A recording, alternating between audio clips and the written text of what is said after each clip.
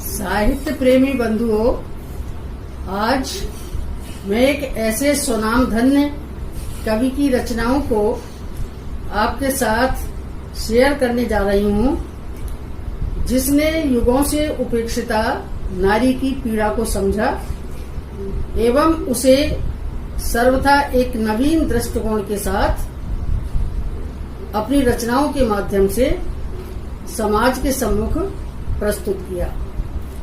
इसी संदर्भ में आज का विषय है मैथिली शरण गुप्त की कविताओं में नारी का मनोवैज्ञानिक विश्लेषण।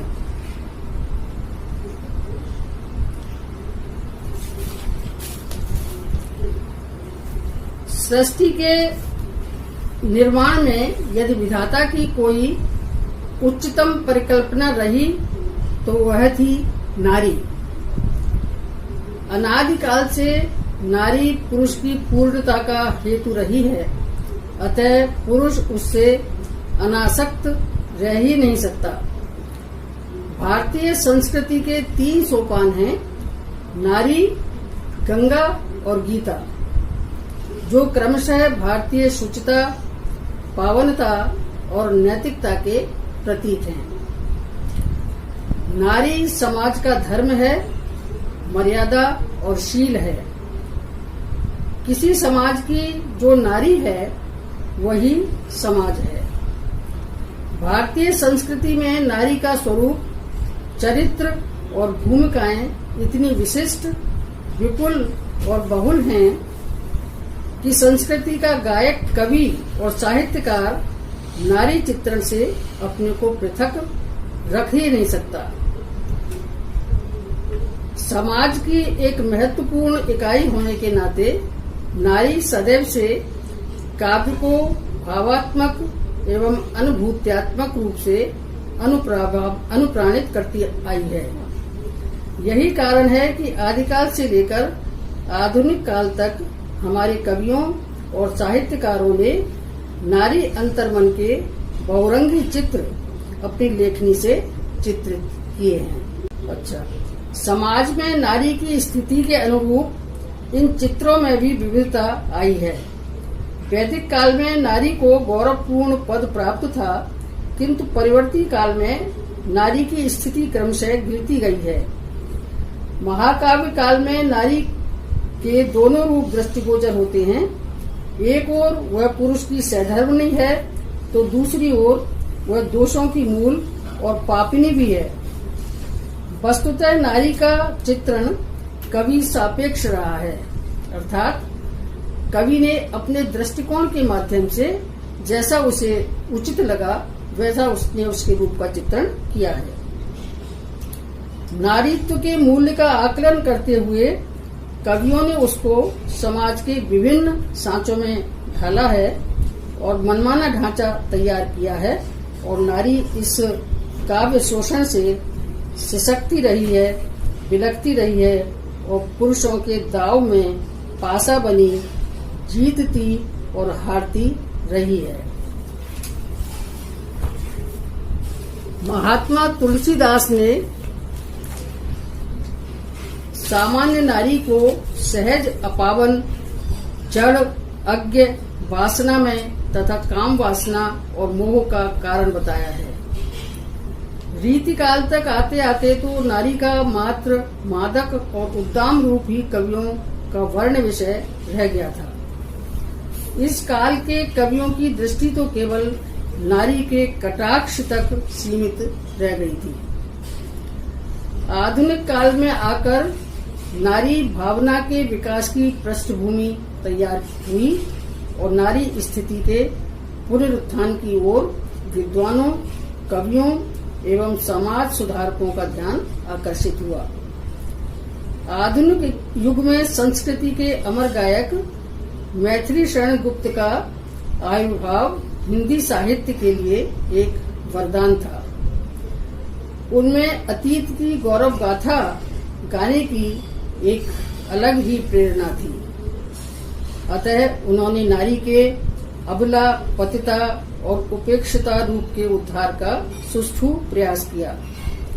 उन्होंने जहां भारतीय समाज के पारिवारिक जीवन का सफल और सजीव चित्रण किया है, वहीं उपेक्षिता नारियों के चित्रण को भी अपने काव्य का विषय बनाकर नारी समाज के प्रति पूर्ण उदारता का परिचय दिया है। गुप्त जी ने अपने काव्यों में नारी पात्रों की उद्भावना सर्वथा नवीन रूपों में की है। उन्होंने पौराणिक चरित्रों को आधार बनाकर पात्रों का मनोवैज्ञानिक स्तर पर विश्लेषण किया है एवं उनमें अपने मौलिक विचारों का समावेश करके नवीनता का संचार किया है। यही कारण है कि उनके काव्यों में चित्रित उर्मिला, कैकेयी, यशोधरा, विद्रता, उत्तरा, शकुंतला, सैरंध्री, द्रौपदी, कुंती और विष्णुप्रिया इत्यादि नारियों के चरित्रों में नारी का त्याग, तप, बलिदान, रूप और करुणा और दैन्य की अग्नि में शुद्ध होकर निखरा है।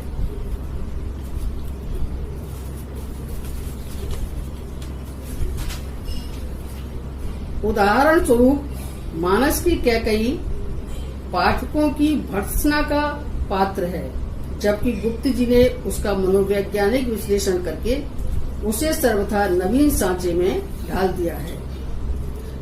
गुप्त जी ने कैकेयी के सत और असत दोनों रूपों का चित्रण किया है। उसके चरित्र का विकास परिस्थितियों की अधीनता में रहकर होता है। मंथरा उसके लिए परिस्थितियों का बीजारोपण करती है और उसे ईर्ष्या के जाल में फंसाकर राम के प्रति उसके हृदय में विरोधी भावना प्रज्वलित कर देती है।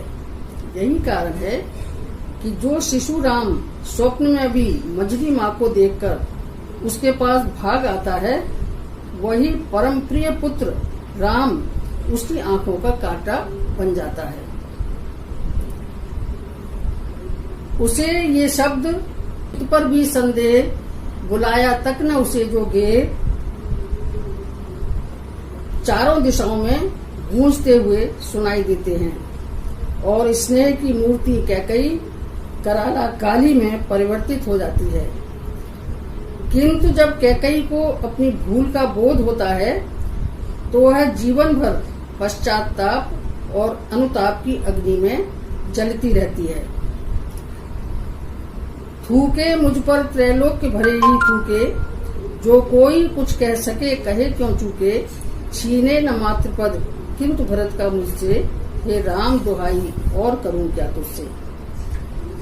कैकेयी का अनुताप इस सीमा तक पहुंच जाता है, वह पागल की भांति प्रलाप करने लगती है। युग युग तक चलती रहे कठोर कहानी, रघुकुल में थी एक अभागिन रानी। इसी प्रकार गुप्त जी ने उर्मिला की करुणा को साकार रूप प्रदान किया है। उर्मिला का प्रारंभिक रूप एक मुग्धा नायिका का है, किंतु जीवन की कठोरता उसे प्रोषित पतिका नायिका के रूप में 14 वर्ष की लंबी अवधि शिला काटने को विवश कर देती है। इस वियोगिनी की भावनाओं का जैसा मार्मिक चित्रण गुप्त जी ने किया है, वैसा अन्यत्र दुर्लभ है। विरह की पीड़ा से व्यथित होकर उर्मिला प्रकृति की शोभा में ही अपने पति के अंग प्रत्यंग के दर्शन कर लेती है। उसकी मनोदशा इतना विस्तृत रूप धारण कर लेती है कि मक्खी तथा मकड़ी तक उसके अंतर्गत आ जाती हैं। किंतु उन्माद की इस दशा में भी वह अपने सुख की अपेक्षा पति के कर्तव्य पालन को अधिक महत्व देती है। उर्मिला के चरित्र का मनोवैज्ञानिक विकास करके गुप्त जी ने उसे सीता से भी श्रेष्ठ चित्रित किया है। सीता ने अपना भाग लिया, पर इसने वह भी त्याग दिया। ऐसा कहकर उन्होंने सीता की अपेक्षा उर्मिला को श्रेष्ठ दिखाया है। इस प्रकार हम कह सकते हैं कि गुप्त जी ने साकेत के माध्यम से उसके प्रमुख पात्र कैकेयी और उर्मिला के चरित्रों को सर्वथा एक नवीन परिप्रेक्ष्य में प्रस्तुत किया है और जो भी कुटिलता अन्य कवियों ने दिखाई है उसके लिए उन्होंने अनेक मनोवैज्ञानिक कारण बताए हैं। आज हमने साकेत के माध्यम से गुप्त जी के नारी पात्रों का चित्रण किया। उनके अन्य नारी पात्रों का चित्रण अगली कड़ी में करेंगे। यदि आपको मेरा ये वीडियो पसंद आया तो इसे लाइक और शेयर करें तथा इस चैनल को सब्सक्राइब करना न भूलें। धन्यवाद।